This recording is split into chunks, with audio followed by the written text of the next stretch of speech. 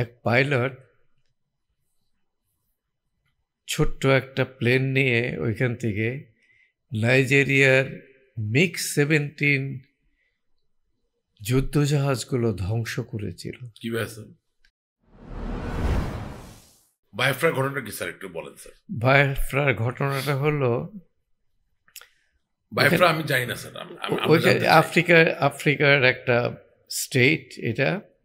ওকে ওদের সাথে নাইজেরিয়ার যোগাযোগ ভালো ছিল না। Okay sir. ওইখানে কিছু বিদেশি পাইলট ছিল। এক পাইলট ছোট্ট একটা প্লেন নিয়ে ওইখান থেকে নাইজেরিয়ার MiG-17 যুদ্ধজাহাজগুলো ধ্বংস করেছিল। কিভাবে স্যার? তার এই ছোট যে প্লেনটা ছিল ওইটা থেকে সে রকেট পড সেট করেছিল, মেশিন গান, বম্বস, এগুলো দিয়ে সে একা নিয়ে গিয়েছিল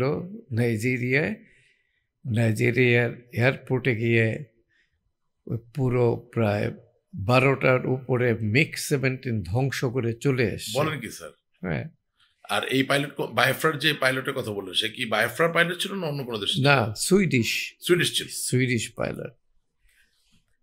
তো আমরা এই চিন্তাধারাটা ভারত সরকারকে বললাম যে আমাদের এরকম ছোট ছোট প্লেন দাও, আমরা যাতে বাংলাদেশের মাঠে নামতে পারে, পানিতে নামতে পারে, আমরা যাতে পাকিস্তানি পজিশনসগুলোকে আক্রমণ করতে পারি।